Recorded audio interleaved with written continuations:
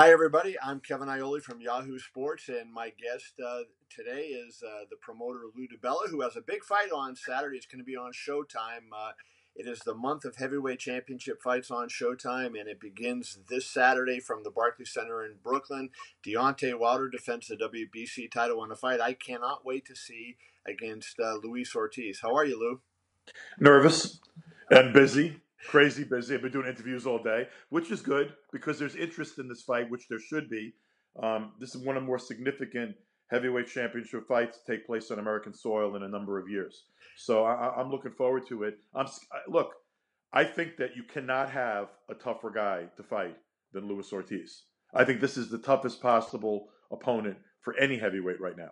When this fight was made in November, you and I talked, and I said I loved the fight. I thought it was a tremendous fight, and with the fact that Ortiz has that kind of power, and Deontay hasn't been in there with anybody like that, so there's always that unknown. Can he take a big shot from somebody who can punch? But I guess the question that we have to ask is, why do you go back to Ortiz after the drug testing issue? Aren't you letting him get away with a drug test failure for free? I'm not going to comment on that because honestly, I didn't make the decision. And Deontay made the decision ultimately, and he's so fixated on proving that he's the best and taking on the best opposition and silencing the critics and the haters that he's doing this fight. But from a promotional standpoint, what you weren't screaming for the fight. Your fellow writers weren't screaming for the fight after the last controversy, and frankly, the public wasn't screaming for it. It's Deontay screaming, "I'm the best, watch me," which is very dangerous when there's a couple of $100 million fight sitting out there in the not too distant future. So, why? I mean, honestly, if it was left up to my devices, probably wouldn't be happening. But Deontay's the champion, and this is the fight that he and his management wanted. And look, ultimately, the champion is the boss. And Right. this is a guy. Look, Deontay's very oversensitive to his reputation and to what people are saying about him and how people feel about him. And despite the fact he's done everything right, despite the fact he's fought everyone in front, out there for him, despite the fact Povetkin falling apart wasn't his fault, Ortiz falling apart once wasn't his fault. He had another fight fall out for no reason, have anything to do with him. He's not really looking at it as like, okay, I'm rewarding this guy for his malfeasance in the past. He's looking at it. Everyone thinks this guy can beat me, so that's the guy I want to fight because I'm gonna beat him. It's not using Deontay in this, but do you think in boxing, UFC has the USADA drug testing, and contrary to what Jim Lampley said on HBO on Saturday, VADA is not the gold standard. USADA is, and they have year-round testing, which there's nothing in boxing that compares to that really, where year-round testing of all the fighters because you can't get away with it. Do you think in boxing we need to go to that in some way? I think we need to tighten up our PED testing and rules and have there has to be something that's nationally imposed that's across the board.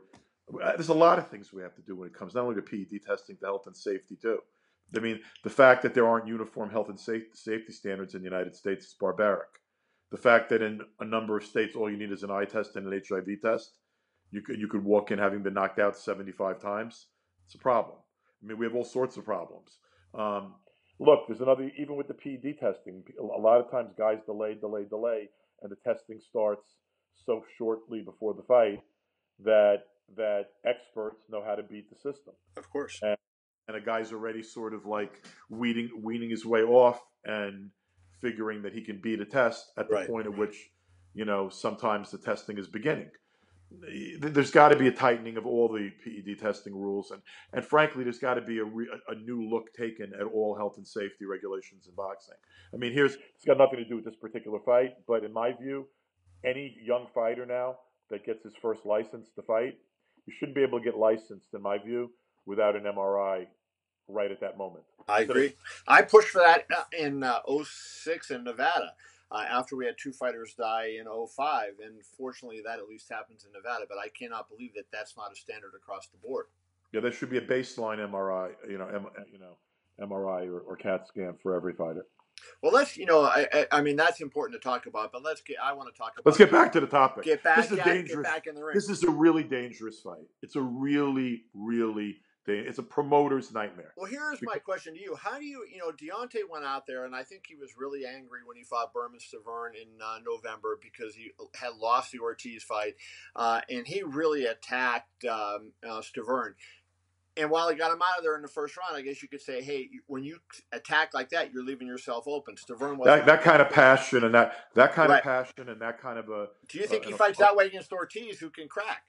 I hope not.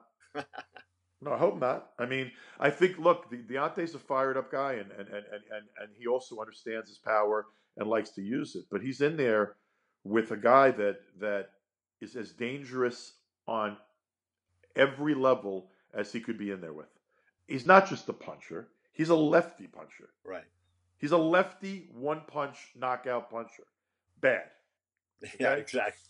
He had 350 amateur fights for Cuba, and he won like almost all of them.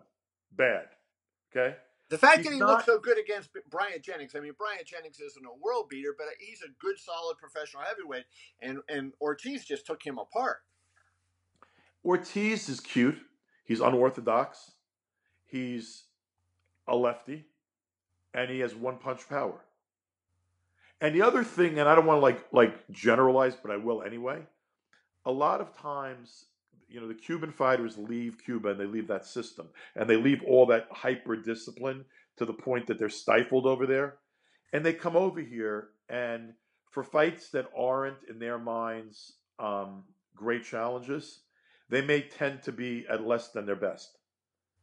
Now, that's not going to be the case Saturday night. March 3rd, Luis Ortiz is going to be in the best shape of his life.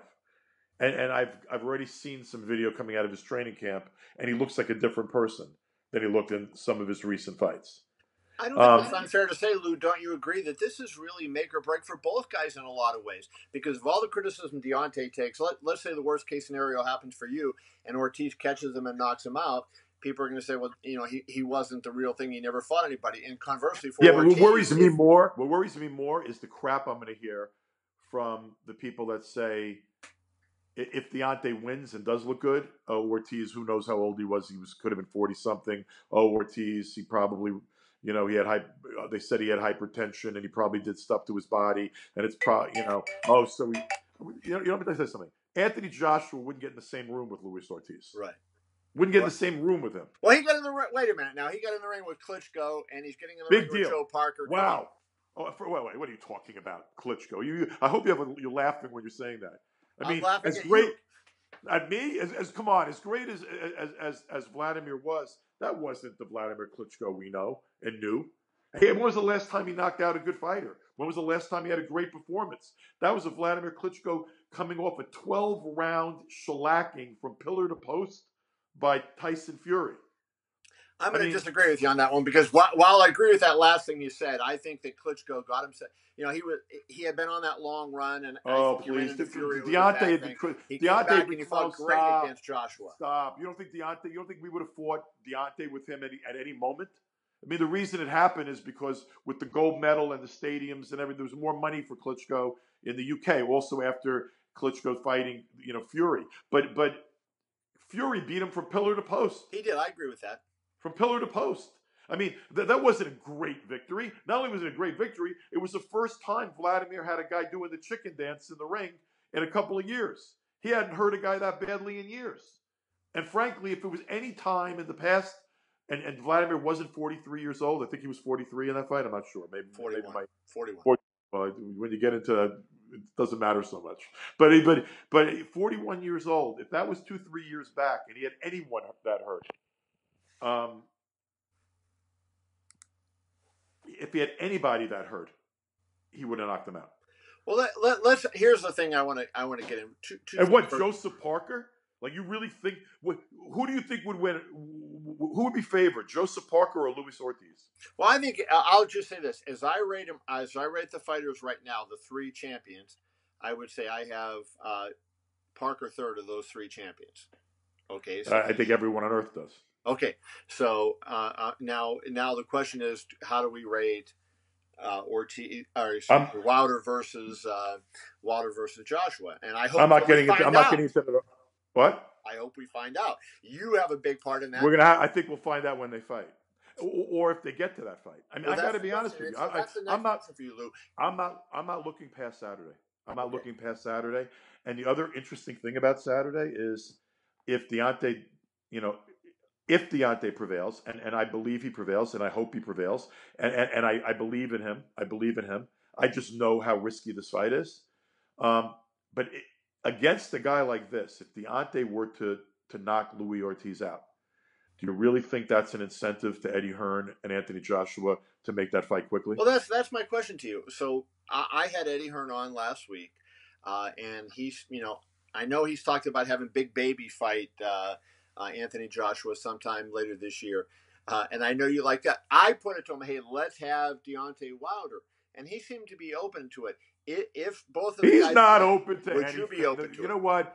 Waste here, save your breath. Don't get yourself into a Mayweather Pacquiao snip. Like just to save your breath. The fight will happen when they're serious about making it. He's When do fighting you think that'll Parker be? right When now. will they be serious? I mean, I don't know. I don't know. I would I don't I if he looks Deontay looks great and rips through Luis Ortiz. I'd be shocked if they come to the table to make the fight quickly, but I would hope so. I'd be thrilled. Well, I don't see it.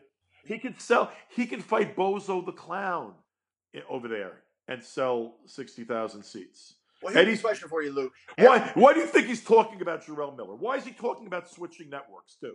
Why is he doing all those things to facilitate a Deontay Wilder fight? Well, let's forget that for a second. Let me ask you Well, I don't want to forget that. a question here. Every time I mention Wilder and Joshua, my UK fans all start coming up and they say that Wilder priced himself out, and they have this thing. There's never been a negotiation to price anyone out. That's what I was trying to get to. Stop. What is the status of that? I mean, look, if Eddie should shut what is it? STFU. Yeah. You know the acronym? You. Okay. Because when you're talking through social media and when you keep on talking about why something's not happening when it's not even an active negotiation, you're not trying to make it happen. Eddie's just spinning. Eddie's being a promoter. When everyone's ready to make the fight, it'll happen. When to be honest, when negotiations are really proceeding in a serious manner, God willing, Deontay prevails on March 3rd at the Barclays Center against Luis Ortiz, and everyone should be there. But God willing, Deontay prevails. When you don't hear about the negotiations, when you're not seeing things on Twitter and social media, that's when it's really being discussed. Okay. No, good. No multi-gazillion dollar fight is being made by a promoter's rhetoric on social media. Right. And the more astute UK fans know that. And the rest of them that's what I wanted to get you on the record because I felt that. And the rest of them are just living in the back seat of Eddie's Rolls Royce. Now let's go into the ring Saturday. I know you're not a trainer, but you've promoted Deontay for what 2-3 years now. He's got to he's got a jab. He's got to use his distance, and honestly, he's got to be more willing to be a little bit patient than he was when he fought Stavern. I mean, Luis Ortiz is not the kind of guy you're blowing out in 60 seconds unless you land a really lucky punch. And what Deontay has beyond, look, Deontay's got a bigger punch than Ortiz. Deontay is a bigger punch than Joshua, no question. Deontay's a bigger punch than anyone. But he's got to avoid leaving himself open for a left hand he doesn't see.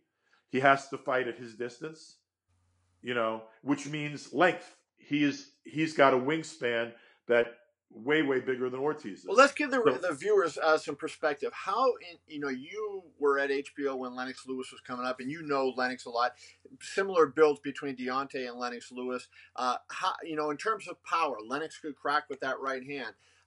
What kind of how would you compare the power between those two guys?